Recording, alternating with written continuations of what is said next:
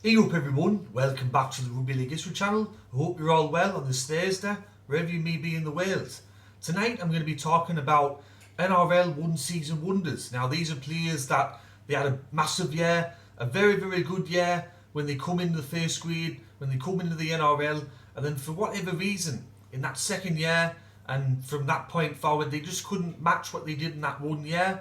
And they're always known for just that 1 year that they did in the NRL, and that they're not really spoken about for much else. So I'm going to bring you that list very shortly. Before I do though, I'm currently at 687 subscribers. If you're new to the channel, don't forget to click subscribe if you've been watching a couple of my videos and you're not yet subscribed. I think it's a massive achievement considering that all I've got is just an old iPhone and a notepad. I don't have the money, I don't have the connections, I don't have the equipment that the bigger YouTubers have, like BKR and Clarkie's Rugby League column and Rugby League in my opinion. I don't have what they have, but I think it's a massive achievement. I just like to say thank you to everyone that's supported me from the beginning and have recently joined. It's great to have you on the ride, and I've also reached 1,000 followers on Instagram as well, so I'm buzzing over that. So thanks very much everyone. Getting into this list though, I've got a couple of players. And I'm going to start off with number 1 on the list, which is Leon Bott. Some of you might be thinking, who's Leon Bott? Never heard of him before. He burst onto the scene in 2005 for Brisbane. He played 24 games that year. He scored 13 tries. He was a very good winger for Brisbane that year. Very damaging with the ball in hand. He was named the Rookie of the Year at the Brisbane Broncos Awards at the end of the year. And he was beaten to the 2005 Dally M Rookie of the Year by none other than Tim Smith. After 2005, he was released by Brisbane in 2006. He played 1 match with Cronulla that year. He was released by them. Then he had a training trial contract with Canterbury Bankstown. It didn't work out. Then he went over to Rugby Union and he nearly killed someone. No joke. If you go and watch I think there's a clip on YouTube where he tackles someone, nearly killed him. I think he ruptured his spleen or something like that. And he finished his days playing Shoot Shield Rugby in the Sydney competition. Player number 2 is Jason Bulgarelli. Some of you might be thinking, never heard of Leon Bott, and who's Jason Bulgarelli? He was like a Cody Walker back in the early 2000s. He made his debut at the age of 27. And that year he was named the Rookie of the Year for Canberra. And he was probably one of the best late bloomers that you'll see. He had a fantastic year in 2003 as Canberra made the finals. In 2004, however, he was sacked for drugs charges.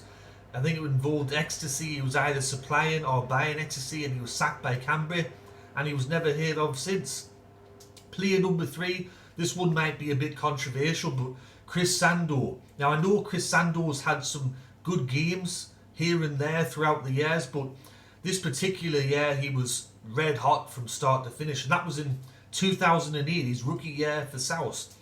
Now he made his debut in round 13 of that year, but he still won the Dally M Rookie of the Year award. So he didn't even play half the matches and he still won the Dally M Rookie of the Year. At the time when he joined South Sydney, the club was coming dead last. They'd experimented with halfbacks such as Craig Wing, but he got injured. George Nadira was there, and even Isaac Luke was the halfback for South that year. Yes, Isaac Luke was the halfback that year. They were coming dead last, as I said. When Chris Sandow joined the club, they won 5 matches in a row. There's a highlight package on YouTube of just how good he was that year. He was kicking field goals from 40 yards out. He was putting in pinpoint grubbers, pinpoint chips over the top. He was setting up tries left, right and centre. He had a fantastic year in 2008. Ever since then though, in the years since, he played the occasional good game. He had some issues with his weight. He had some off-field issues.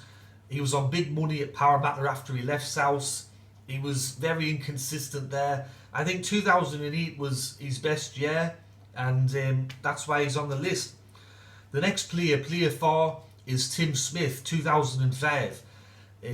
He's broken some records and set some records that haven't been matched since, one of which is 40 try assists in 1 year. Not even Jonathan Thurston and Cooper Cronk have got close to that. Parramatta won the minor premiership that year. I remember watching the footy show halfway through the year, and Peter Sterling come out and anointed Tim Smith as his successor. It was like he had a ball on a string. He had some telepathic relationships with the Parramatta players on the field. After 2005 though, he had a few off-field incidents. 2006 he was alright. 2007 he was sort of getting back to his best, but nowhere near as good as 2005. And then ever since then, he went from sort of bad to worse. He come over here to England, he got sacked for drink driving, crashing into someone's house. Before that, he had a training trial contract with Brisbane, didn't work out.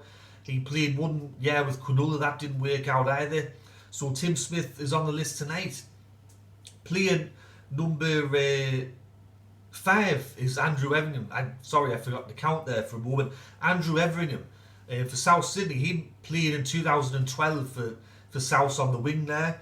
He played 25 matches that year, scored 17 tries as South Sydney made their first preliminary final since 1989. He had a wonderful year on the wing. 2013 though, he was very quiet on the wing, only played the 15 matches and scored 4 tries. And then at the end of the year, he requested a release to go and play for the Munakate Sanix Blues, which were a rugby union side. And then he was never heard of again. So who knows what Andrew Everingham would have become in the NRL, but he was a very brief flash in the pan in the NRL. Player number 6, Daniel Mortimer.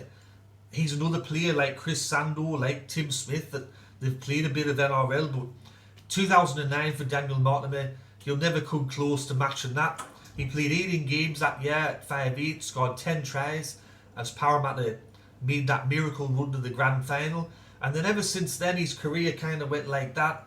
I know that he won a premiership with Eastern Suburbs Sydney Roosters in 2013, but he was more of a bench player then, and then he had some stints with the Gold Coast and Cronulla, and he played here in England, but I don't think anything will match 2009. I remember in 2010, Canterbury offered $500,000 a year to buy him off us, off Parramatta, and we rejected it. But looking back at it now, I think we should have taken it. We should have said, Howie, you can have him, like, we don't want him. But Daniel Mortimer, definitely, he's a one-season wonder in my opinion. The next player is a player that's outside of the NRL era, but he had such a big year that he achieved a lot, and that was Ewan McGrady. He was a player that played for Canterbury in the early 1990s as a fullback. But in that 1991 season, he won the Rothmans medal. He played 23 games, he scored 14 tries. And the thing with Ewan McGrady is that he was very reluctant to be famous. He didn't like being in the spotlight. And on the awards night for the Rothmans medal, he went missing. The Canterbury club and I think the New South Wales Rugby League had to send a police car to go and find him.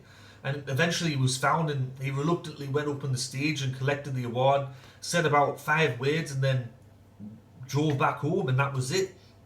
After that year though, he couldn't recreate what he did in 1991. He played I think 10 games in 1992, and then by 1994 he retired. He played 1 match with Western Suburbs and that was it. He was never heard of again, Ewan McGrady.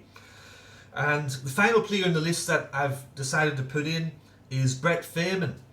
He was described in the lower grades as one of the next big things and one of the next big things to look out for. He burst onto the scene in 2003 in a struggling St George side as a halfback. He played 21 games that year, he scored 7 tries. I remember at the time people were going, St George had just got their solution to the long tier and halfback rule. Unfortunately for Brett Firman, it didn't work out that well. He was released in 2004 by St George. 2005 he played 4 matches for Eastern Suburbs Sydney Roosters. He was released by them midway through the year. He ended up playing for North Queensland in the grand final that year, but I think he took a back seat to all the other players such as Jonathan Thurston, Matt Bowen, Travis Norton, the likes of them. In 2006 he was released by North Queensland, and then in 2007 he had I think 2-3 matches with Penrith, and that was the end of his career. But certainly that 2003 season was a great year for Brett Firman, but he just couldn't recreate it. Anyways, that's me one season wonders video. Hope you enjoyed it. If you did, click that like button. If you've not yet subscribed, please consider doing so, and go check out me Rugby League History pages on Facebook and Instagram. Anyways, everyone, this is Rugby League History signing off, and I'll catch us all later in the next video. Alright, tatty bye now.